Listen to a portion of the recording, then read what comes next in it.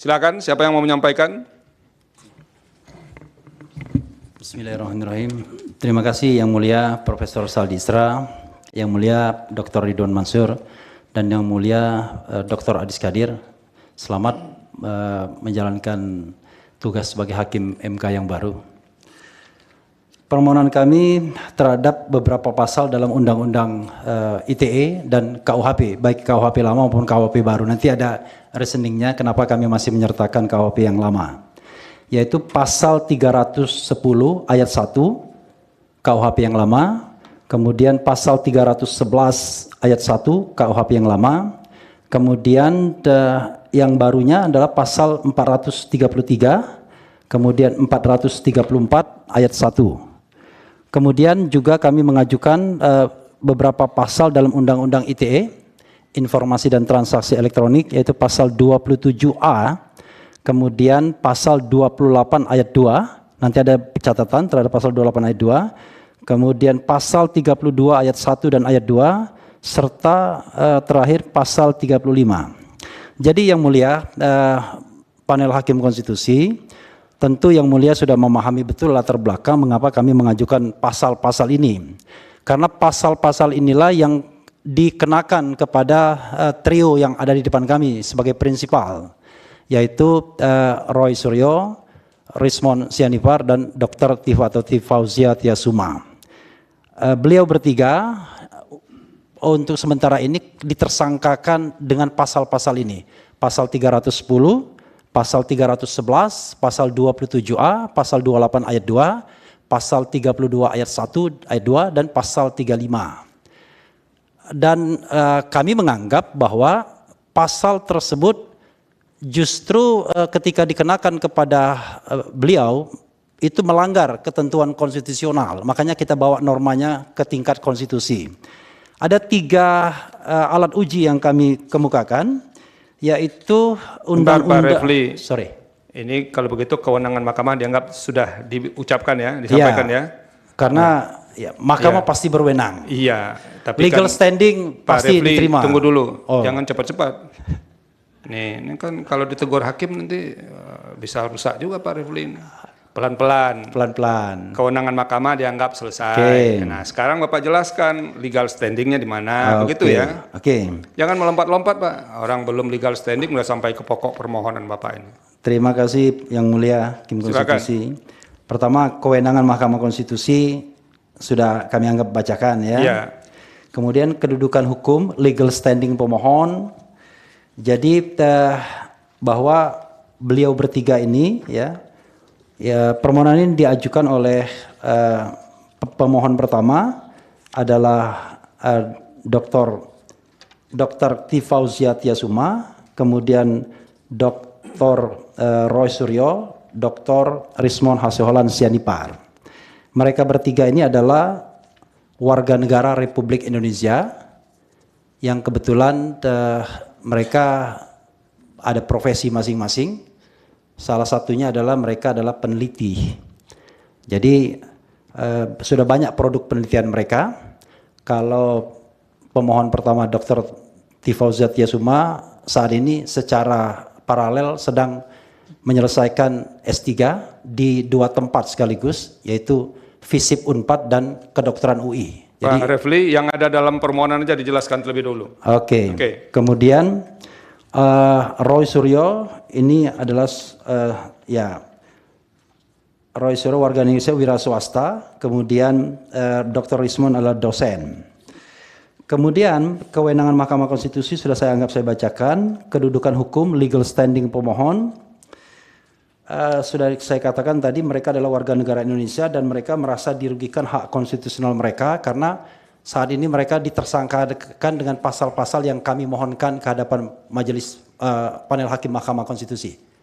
Adapun pasal-pasal yang dimohonkan dalam pokok permohonan adalah sebagaimana yang sudah saya sebutkan tadi, Yang Mulia Hakim Konstitusi, pasal 310 ayat 1 KUHP, pasal 311 ayat 1 KUHP, pasal 433 ayat 1 KUHP, ayat 1 Undang-Undang 1 2023, pasal 434 ayat 1 Undang-Undang 1 2023, pasal 27A Undang-Undang Informasi dan Transaksi Elektronik, pasal 28 ayat 2 Undang-Undang Informasi dan Transaksi Elektronik, serta pasal 32 dan pasal 32 ayat 1 dan ayat 2 dan pasal 35 Undang-Undang Informasi dan Transaksi Elektronik. Inilah pasal-pasal yang digunakan untuk menersangkakan mereka dalam kasus yang dikenal publik sebagai kasus ijazah palsu mantan Presiden Joko Widodo. Adapun kami untuk mengajukan permohonan ini terhadap pasal-pasal tersebut adalah 3 pasal dalam Undang-Undang Dasar 1945 yang mulia. Pertama adalah pasal 28D ayat 1 UUD 1945.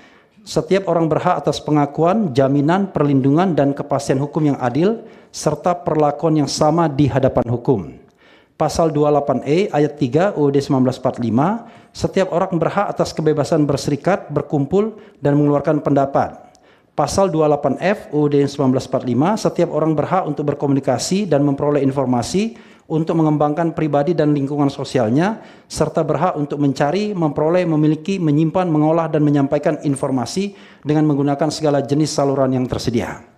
Nah, secara de facto yang mulia, mereka ini melakukan kegiatan meneliti yang namanya ijazah seorang mantan presiden, dan kemudian mereka ditersangka dengan pasal-pasal tersebut.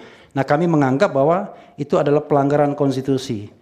Pelanggaran konstitusi itulah yang ingin kami bawa ke sini untuk diuji, agar pasal-pasal tersebut secara umum tidak menjangkau kegiatan untuk melakukan penelitian, berpendapat, dan lain sebagainya, karena melanggar pasal-pasal yang saya sebutkan tersebut.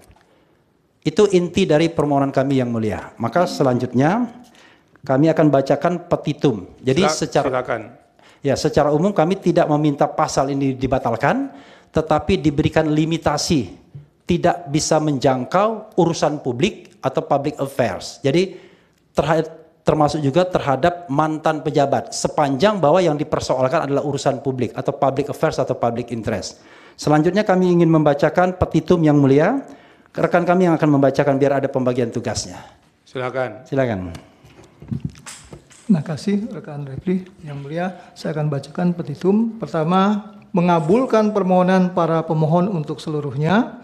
2. Menyatakan pasal 310 ayat 1 KUHP yang menyatakan barang siapa dengan sengaja menyerang kehormatan atau nama baik seseorang dengan menuduhkan sesuatu hal yang maksudnya terang supaya hal itu diketahui umum, diancam karena pencemaran dengan pidana penjara paling lama 9 bulan atau pidana denda paling banyak Rp4.500, bertentangan dengan Undang-Undang Dasar Negara Republik Indonesia tahun 1945 dan tidak mempunyai kekuatan hukum mengikat sepanjang tidak dimaknai kecuali kritik atau pendapat yang didasarkan pada hasil penelitian atau riset terhadap tindakan atau perilaku atau keputusan pejabat negara yang sedang menjabat atau telah purna tugas, tidak dapat dipidana asal disampaikan dengan niat baik atau bonafide untuk kepentingan publik dan tidak bertujuan jahat atau merusak nama baik semata. Prinsip bonafide dan liberty of expression. 3. Menyatakan pasal 311 ayat 1 KUHP yang menyatakan jika yang melakukan kejahatan pencemaran atau pencemaran tertulis dibolehkan untuk membuktikan apa yang dituduhkan itu benar, tidak membuktikannya dan tuduhan dilakukan bertentangan dengan apa yang diketahui, maka dia diancam melakukan fitnah dengan pidana penjara paling lama 4 tahun. Bertentangan dengan Undang-Undang Dasar Negara Republik Indonesia tahun 1945 dan tidak mempunyai kekuatan hukum yang mengikat sepanjang tidak dimaknai kecuali kritik atau pendapat yang didasarkan pada hasil penelitian atau riset terhadap tindakan atau perilaku atau keputusan pejabat negara yang sedang menjabat atau telah purna tugas, tidak dapat dipidana asal disampaikan dengan niat baik untuk kepentingan publik dan tidak bertujuan jahat atau merusak nama baik semata. 4. Menyatakan pasal 433 ayat 1 Undang-Undang Nomor 1 Tahun 2023 tentang KUHP yang menyatakan, Kitab Undang-Undang Hukum Pidana yang menyatakan setiap orang yang dengan lisan menyerang kehormatan atau nama baik orang lain dengan cara menuduhkan satu hal dengan maksud supaya hal tersebut diketahui umum, dipidana karena pencemaran dengan pidana penjara paling lama 9 bulan atau pidana denda paling banyak kategori 2, bertentangan dengan Undang-Undang Dasar Negara Republik Indonesia tahun 1945 dan tidak mempunyai kekuatan hukum mengikat sepanjang tidak dimaknai kecuali kritik atau pendapat yang didasarkan hasil penelitian atau riset terhadap tindakan atau perilaku atau keputusan pejabat negara yang sedang menjabat atau telah purna tugas tidak dapat dipidana asal disampaikan dengan niat baik untuk kepentingan publik dan tidak bertujuan jahat atau merusak nama baik semata.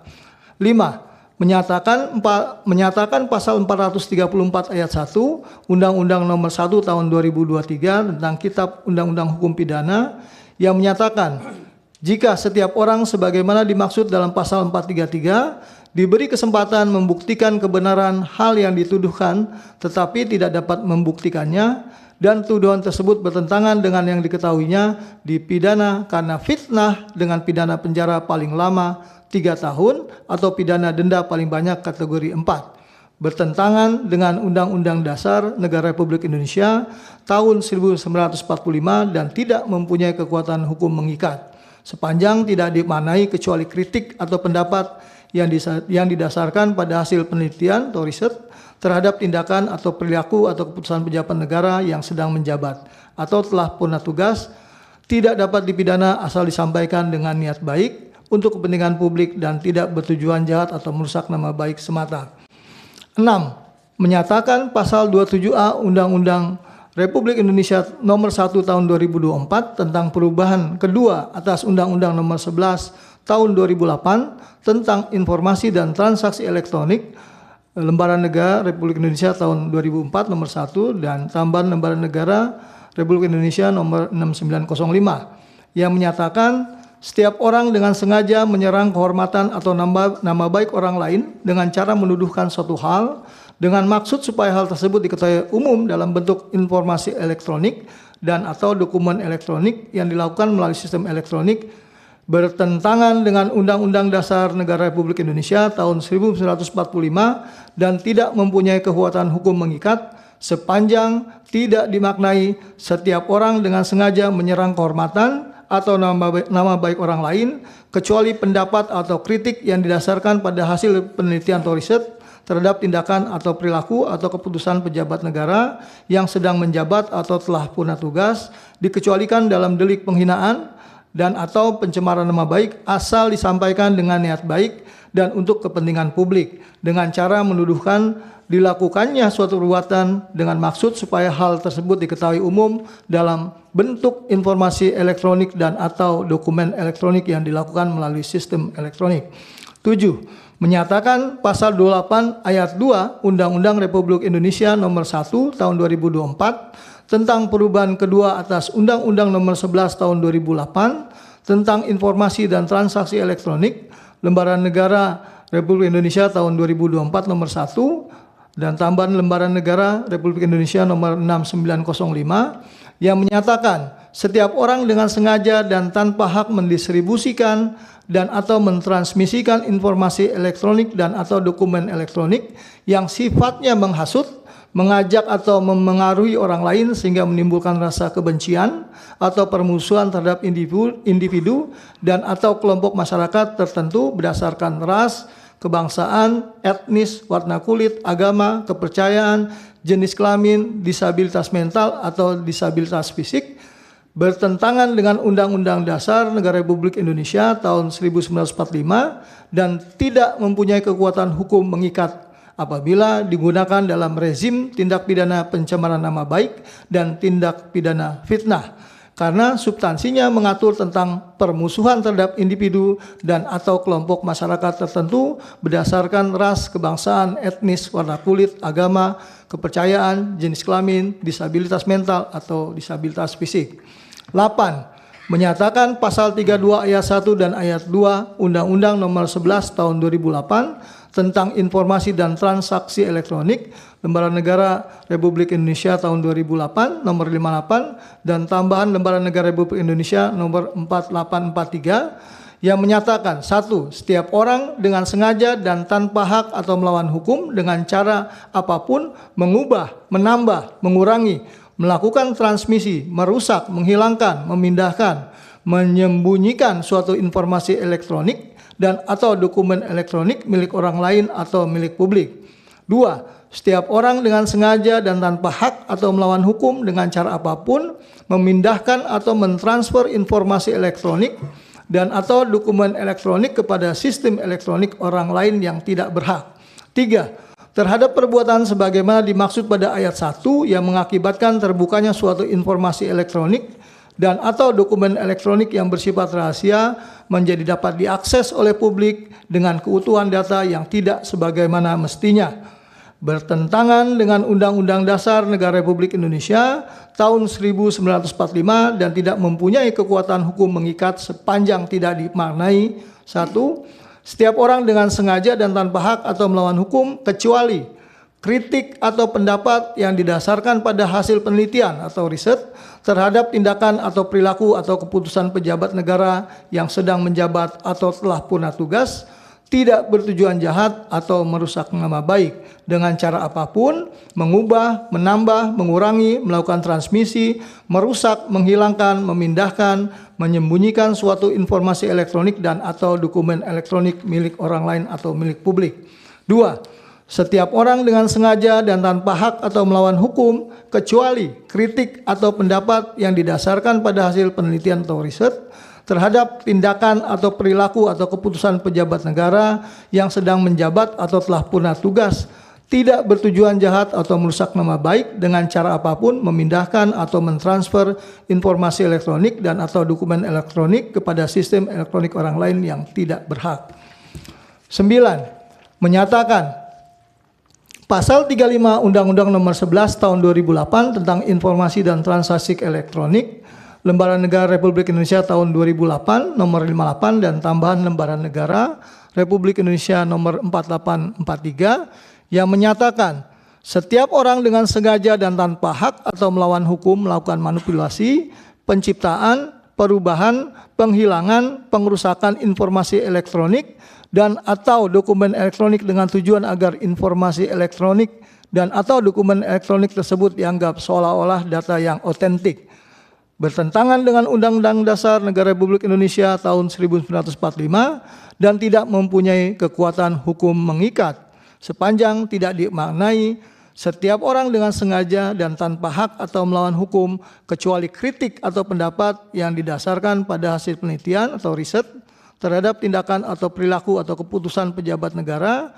yang sedang menjabat atau telah purna tugas, tidak bertujuan jahat atau merusak nama baik, melakukan manipulasi, penciptaan, perubahan, penghilangan, pengerusakan informasi elektronik dan atau dokumen elektronik dengan tujuan agar informasi elektronik dan atau dokumen elektronik tersebut dianggap seolah-olah data yang otentik. 10. Memerintahkan pemuatan putusan ini dalam Berita Negara Republik Indonesia atau jika Majelis Hakim Konstitusi Republik Indonesia mempunyai keputusan lain, mohon putusan yang seadil-adilnya. Ex aequo e bono. Hormat kami, kuasa hukum para pemohon, ditandatangani Refli Jahmada Girsang, Muhammad Taufik, tidak ditandatangani, mohon maaf, Ramdansyah, Abdullah Al-Katiri, Mulyadi, Fadli Nasution, Muhammad Salman Darwis, Joni Silalahi, Wirawan Adnan, Tony Suwartono baru saja ditandatangani dan Ajis Yanuar. Terima kasih Yang Mulia. Yang Mulia, panel hakim, ya. Apakah kami berkenan diberikan kesempatan agar prinsipal menyampaikan sepatah dua patah kata dalam sidang pendahuluan ini? Kalau boleh tiga-tiganya. Ini tidak lazim Pak Refli. Ya. Ya.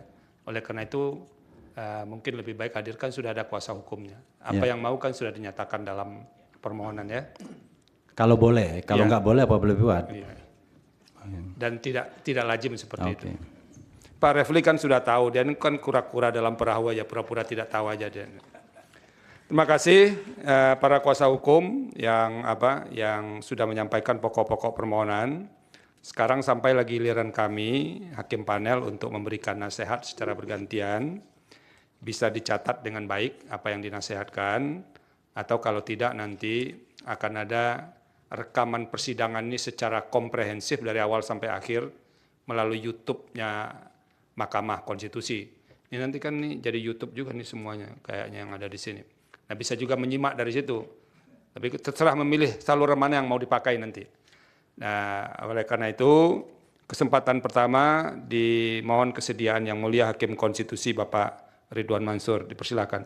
Ini satu kampung dengan Pak Refli soalnya, makanya kita kasih kesempatan pertama ini. Sama-sama Wong Kito Galo ini. Silakan Yang Mulia. Bismillahirrahmanirrahim. Ya, terima kasih Yang Mulia Prof. Selaku Ketua Majelis, Yang Mulia Prof. Saldi Isra, dan juga Yang Mulia anggota panel, Yang Mulia Prof. Adis Kadir selaku anggota panel. Dan juga Assalamualaikum warahmatullahi wabarakatuh, para kuasa, para pemohon, ini luar biasa nih turun gunung ini Pak Refli ini, dengan grupnya ya. Itu ada bersama Barisan Pembela Roy Suryo, Rismon, Sianipar, Tiapani, Tasuma, Bala, RRT. Wah, ini ikut semua ini. Tiga, dan juga para hadirin yang juga sudah hadir mengikuti jalannya persidangan yang terbuka untuk umum ini. Nah, sebagaimana tadi juga sudah disampaikan, permohonan secara lisan maupun secara tertulis yang telah diterima oleh Mahkamah, karena di dalam ketentuan beracara di Mahkamah Konstitusi, ya, itu pada sidang pendahuluan majelis akan mendengarkan permohonan yang disampaikan oleh pemohon. Kemudian acara yang kedua adalah penasihatan dari Mahkamah kepada pemohon terhadap permohonan yang telah diajukan ini.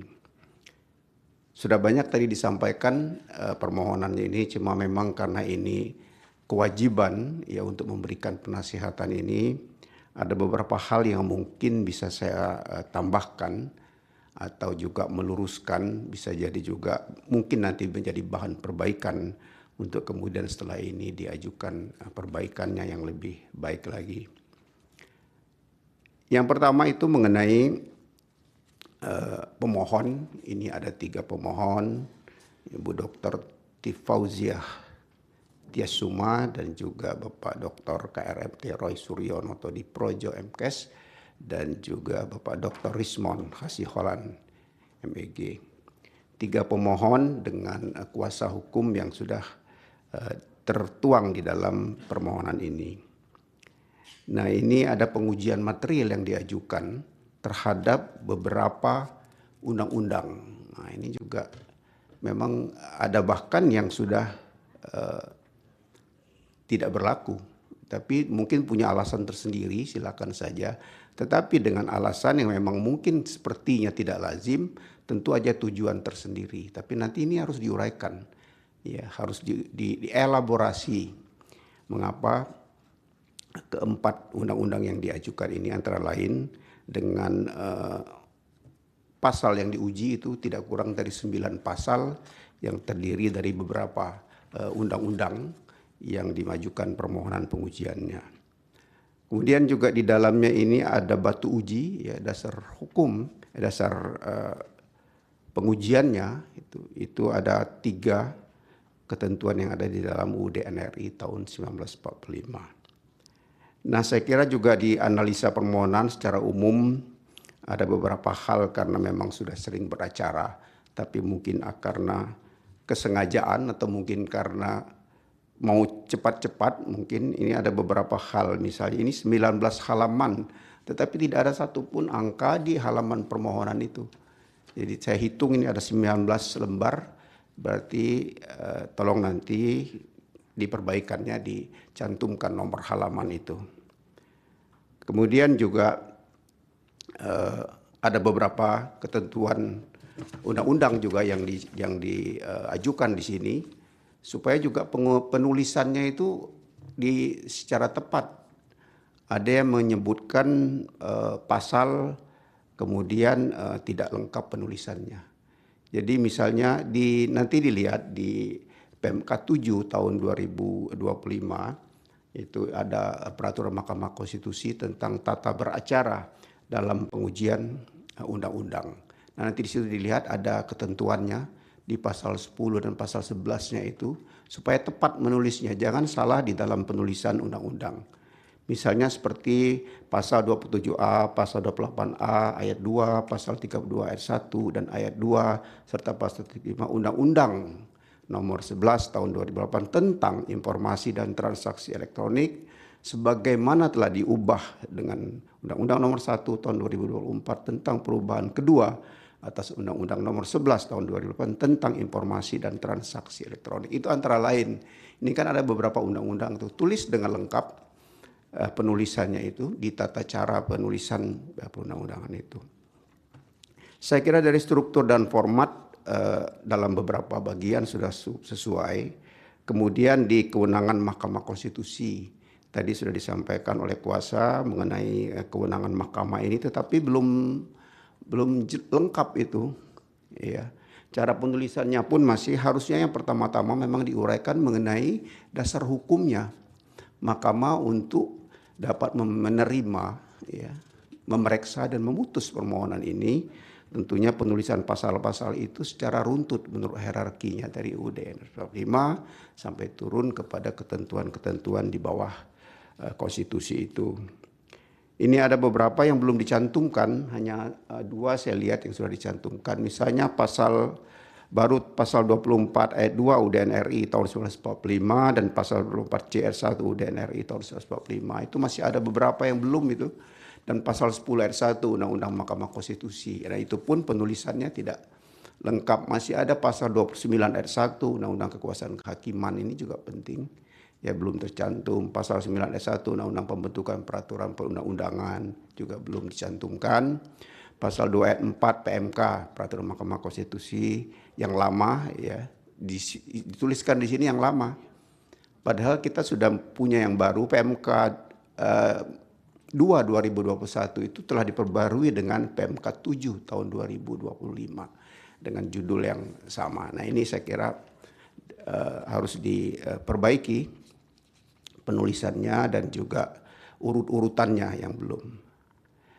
Dan di bagian kewenangan juga perlu saudara uraikan, ada beberapa uraian lah tentang misalnya tentang matriknya, kemudian tentang uji normanya, kemudian juga kalau seandainya ini kan ada pasal-pasal juga yang sudah pernah diajukan hampir mirip, ya. Mungkin supaya tidak nebis idem. Saya kira Pak Refli udah jagonya yang gini-gini. Memang sengaja mungkin tunggu perbaikan ini kayak jadi sepertinya.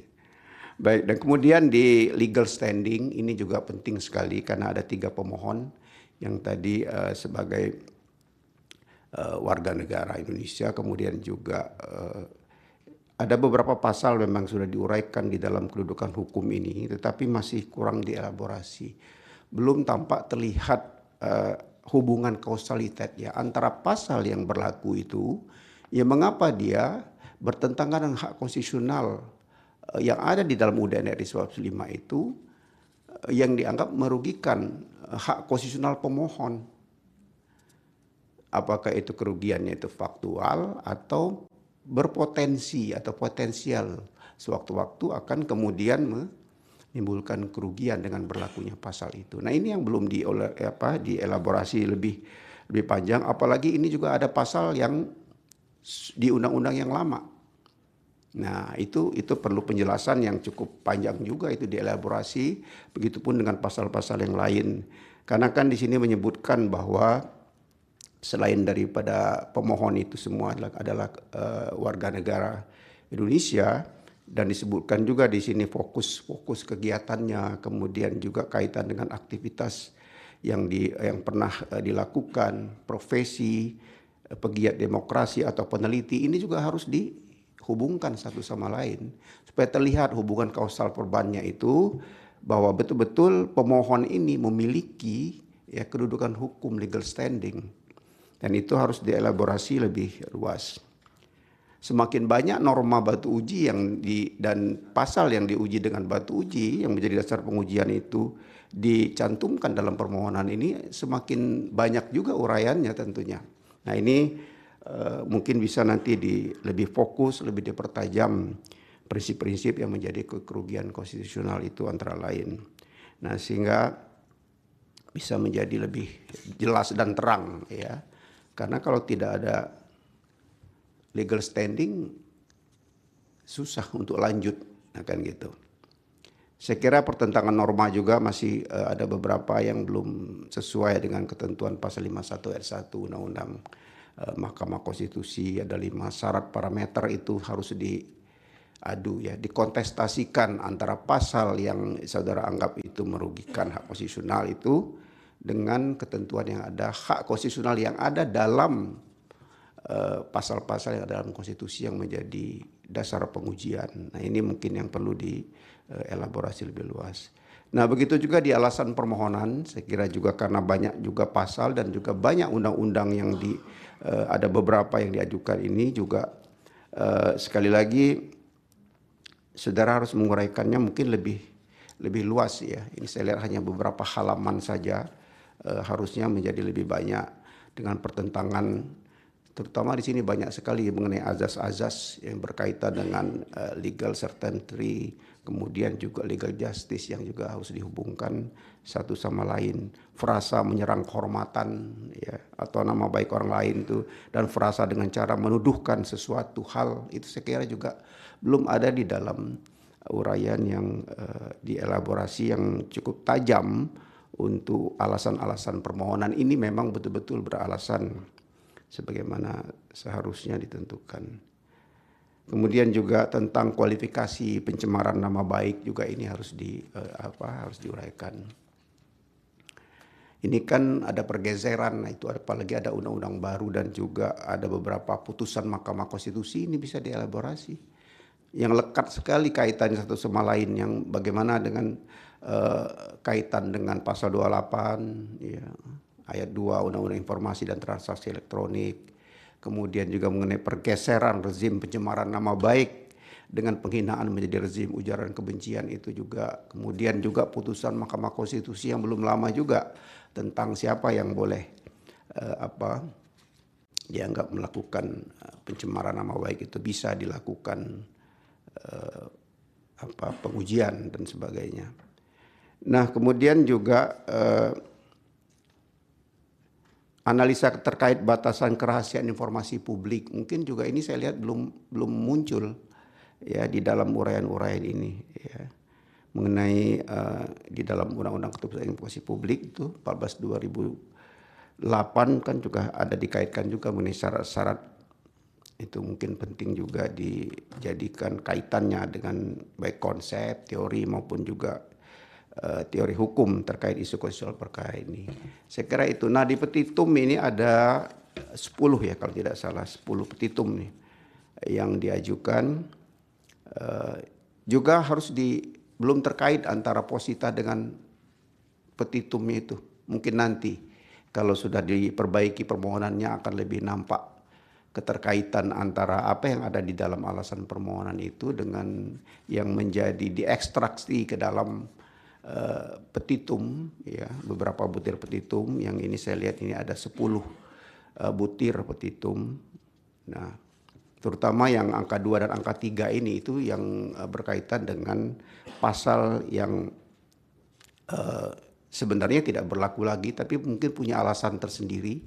Silakan saja nanti seperti apa mengelaborasinya, kita menunggu perbaikannya dan juga di dalam perjalanan permohonan ini kalau seandainya lanjut ya. Kemudian juga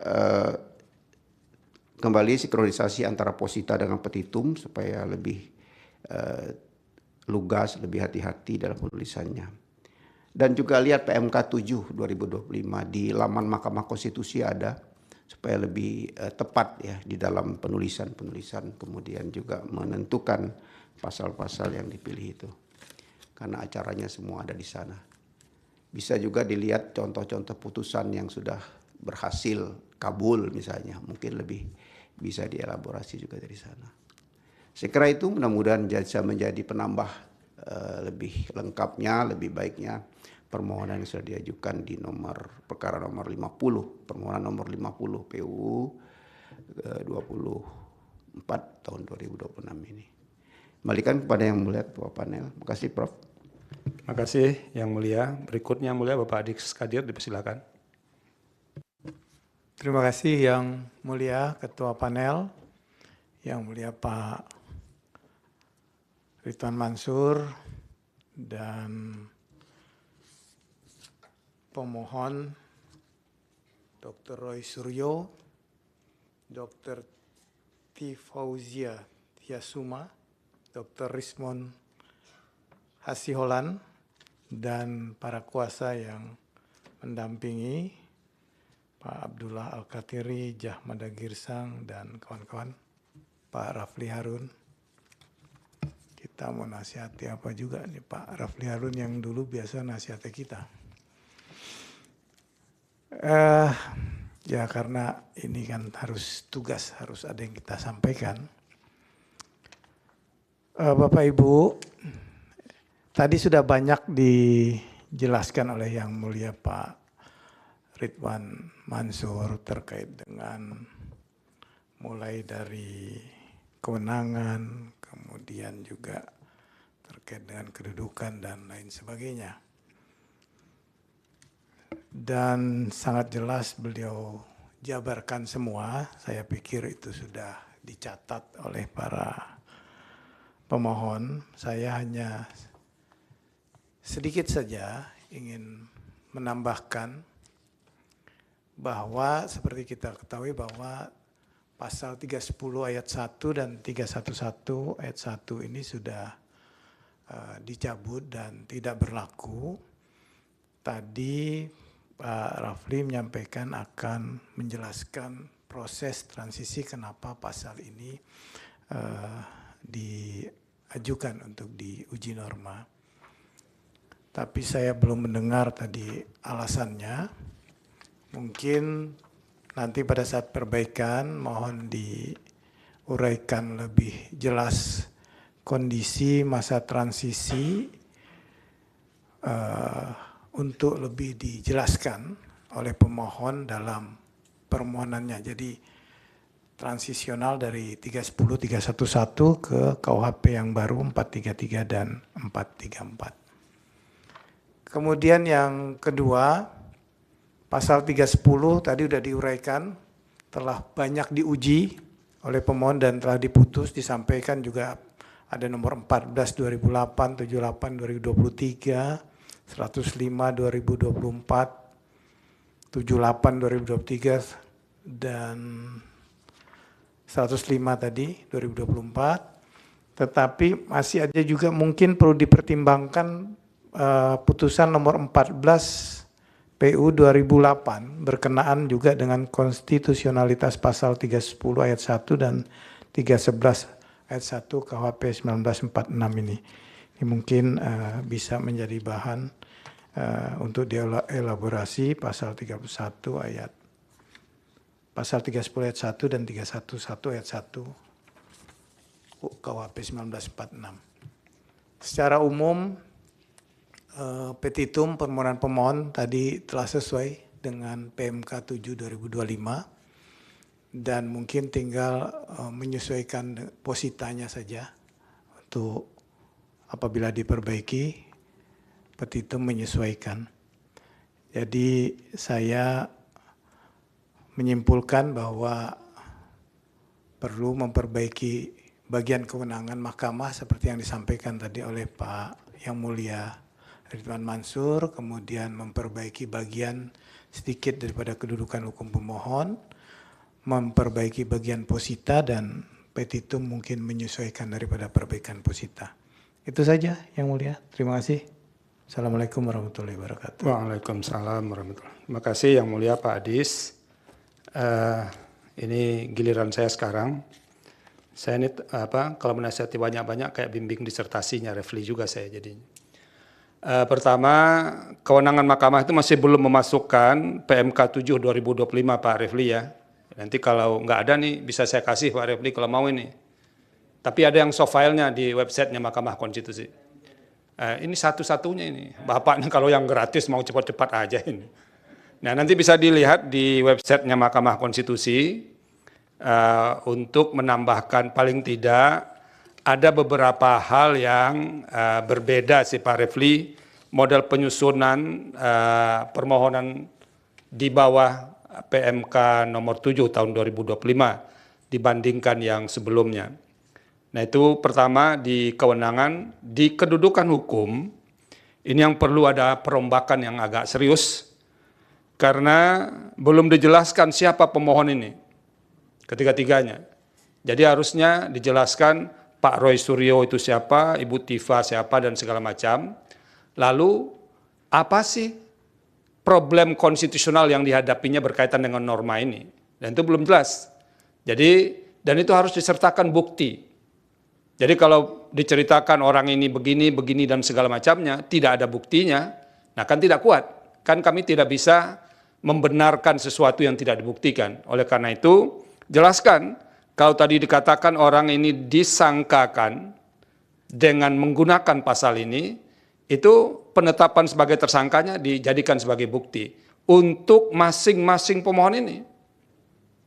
Nah, baru setelah itu Pak Refli jelaskan apa hubungan kausal antara peristiwa yang terjadi untuk menjelaskan kasus konkretnya itu dengan berlakunya norma itu yang dimohonkan pengujian itu. Sehingga nanti memenuhi prinsip kausal verban. Jadi ada hubungan sebab akibat antara berlakunya norma yang dimohonkan pengujian dengan kerugian atau setidak-tidaknya anggapan kerugian hak konstitusional yang dialami oleh pemohon. Dan itu sama sekali belum ada di legal standing atau kedudukan hukum pemohon. Jadi baru hanya sebatas menyebutkan pasal-pasal, lalu tidak ada elaborasi apa kaitannya pasal ini dengan ketiga pemohon ini untuk membuktikan kausal verbannya. Tadi lisan dijelaskan Pak Refli, jadi kalau lisan kan tidak bisa kita nilai ini Pak Refli, jadi harus dicantumkan di sini. Dan itu yang harus ditambahkan. Nanti kan Pak Salman juga nanti akan banyak mengerjakannya ini. Yang ketiga, pokok permohonan atau alasan-alasan permohonan. Ada, kalau dari catatan saya itu ada beberapa norma yang diuji. Nah, yang harus ditambahkan, kalau mau ditambahkan, ini cuma penasehatan, boleh diikuti, boleh tidak. Pertama dulu menjelaskan mengapa masih menggunakan KUHP lama itu. Nah, karena begini Pak Refli, di KUHP baru, KUHP nasional ini, kan ada di sini disebut di pasal 618, nanti bisa dilihat. Pada saat undang-undang ini mulai berlaku, tindak pidana yang sedang dalam proses peradilan menggunakan ketentuan undang-undang ini, kecuali undang-undang yang mengatur tindak pidana tersebut lebih menguntungkan bagi tersangka atau terdakwa. Nah itu tolong jelaskan kenapa masih menggunakan norma ini. Satu. Yang kedua, pasal 310 itu kan sudah pernah diberikan, dinilai konstitusionalitasnya oleh Mahkamah Konstitusi. Nah nanti tolong dicari putusan-putusan Mahkamah Konstitusi yang berkaitan dengan norma yang ada dalam Kitab Undang-Undang Hukum Pidana yang pernah diputus oleh Mahkamah Konstitusi. Apa masih bisa diteruskan menggunakan pasal ini atau tidak? Atau jangan-jangan ini bukan soal norma, kalau yang menyangkut pasal yang ada dalam pidana lama, ini soal praktek atau implementasi norma. Nah itu yang harus dijelaskan. Nah yang ketiga, yang belum bisa ditemukan secara clear, uraian yang lebih jelas, mengapa norma-norma yang diuji atau yang diuji konstitusionalitasnya ini bertentangan dengan pasal 28D ayat 1, pasal 28E ayat 3, dan pasal 28F. Dalam permohonan ini kami harus akui, tiga pasal konstitusi itu disebutkan, tapi belum ada uraian mengapa dia bertentangan dengan pasal dalam konstitusi itu. Jadi Pak Refli misalnya, pasal 28D, setiap orang berhak atas pengakuan, jaminan, perlindungan, dan kepastian hukum yang adil, serta perlakuan yang sama di hadapan hukum. Apakah semua komponen dalam norma pasal 28D ayat 1 ini harus digunakan, atau jangan-jangan bagian-bagian tertentu saja, dan itu yang harus dijelaskan kepada mahkamah. Sehingga kami nanti bisa menilai benar atau tidak norma atau pasal-pasal dalam KUHP dan yang lain itu bertentangan dengan Undang-Undang Dasar 1945 atau tidak. Jadi argumentasi yang dijelaskan itu yang akan kami nilai. Jadi kalau argumentasinya tidak kuat, ya nanti tidak beralasan menurut hukum. Jangan dikira tidak ada problem misalnya, tapi memang argumentasinya itu yang tidak kuat. Karena jangan memaksa mahkamah untuk mencarikan argumentasi, enggak. Pekerjaan kami adalah menilai argumentasi yang diajukan oleh pemohon, mengapa ini bertentangan dengan Undang-Undang Dasar 1945. Dan dari norma-norma itu sebetulnya hanya baru menempelkan pasal konstitusi, belum menguraikan pertentangan itu. Ini karena ini yang saya hadapi ini doktor konstitusi, jadi saya challenge juga ini kuasa hukumnya untuk menjelaskan ini kenapa dia dikatakan bertentangan, Pak Refli. Nah itu tolong nanti dijelaskan karena yang beberapanya itu sudah pernah diputus oleh Mahkamah Konstitusi. Dan terakhir ini perlu disampaikan kepada pemohon, ini di petitum nomor 8 ya, itu kalau dilihat awalnya kan ada ayat 1, ada ayat 2, lalu ada ayat 3 di halaman berikutnya yang tidak ada nomor halamannya itu. Jadi dokumen elektronik kepada sistem elektronik orang lain yang tidak berhak, .3. Nah, saya ini jadi heran, 3 ini kemana sangkutannya ini, Pak Refli? Ya kan? Apakah ini salah ketik atau bagaimana? Karena tidak ada poin angka 3 itu.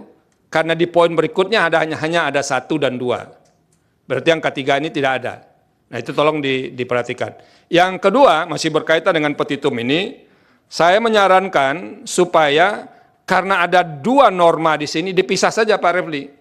Ada pasal 32 ayat 1, kemudian di petitum berikutnya pasal 32 ayat 2. Jadi dipisah, supaya nanti bisa lebih clear, jangan terjadi kekaburan dalam penyusunan petitum ini.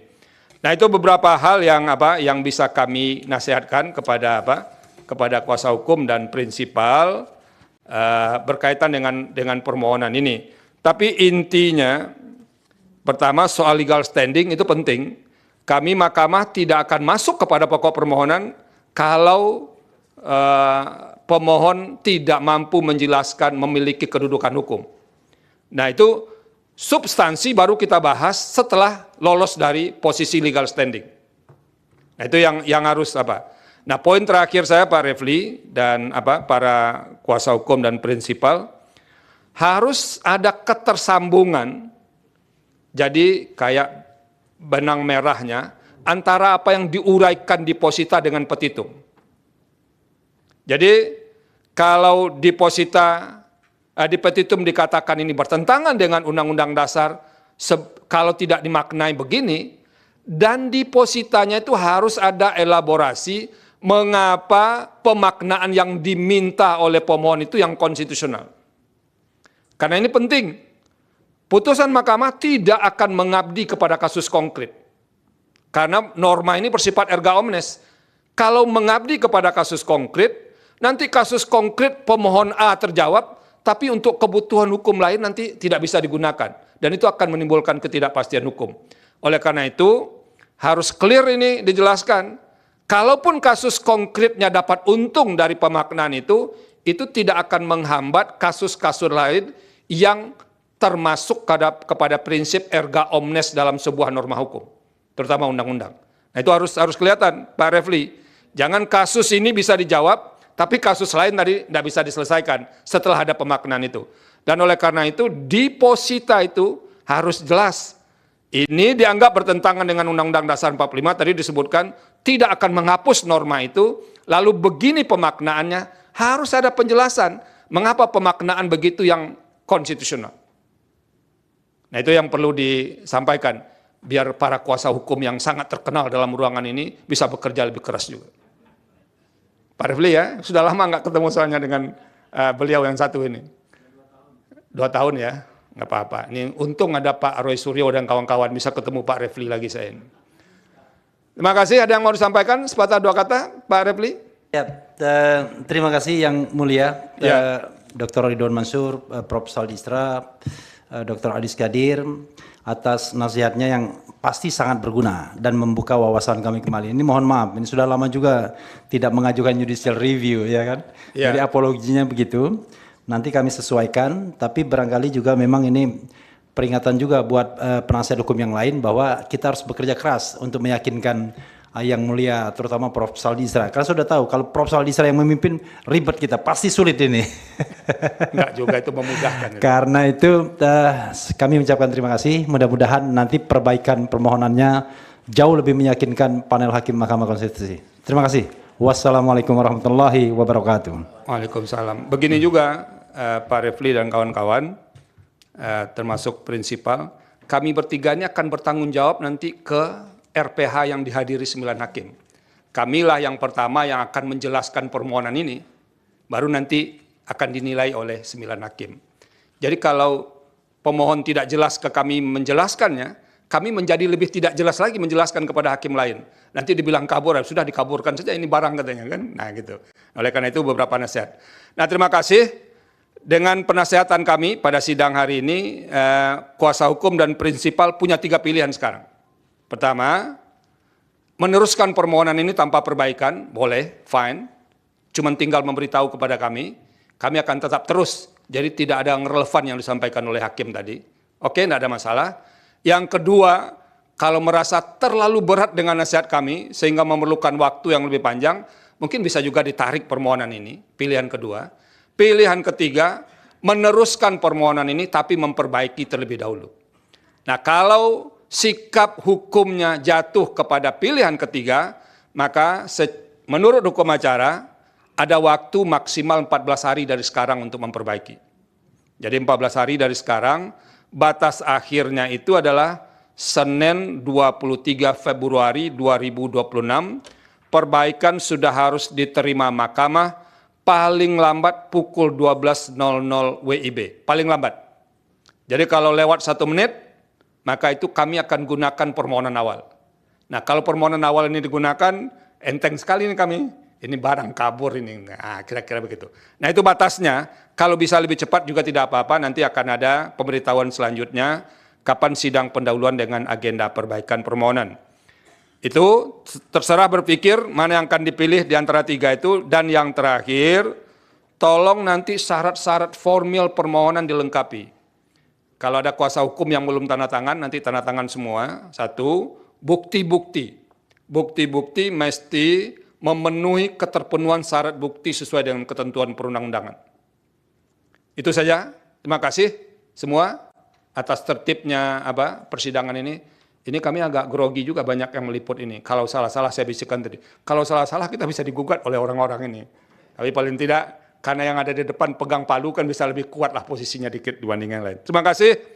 Dengan demikian sidang pendahuluan dengan agenda penyampaian pokok-pokok permohonan dan penasehatan dari majelis panel untuk permohonan nomor 50 PUU 24 Romawi 2026 dinyatakan selesai, sidang ditutup.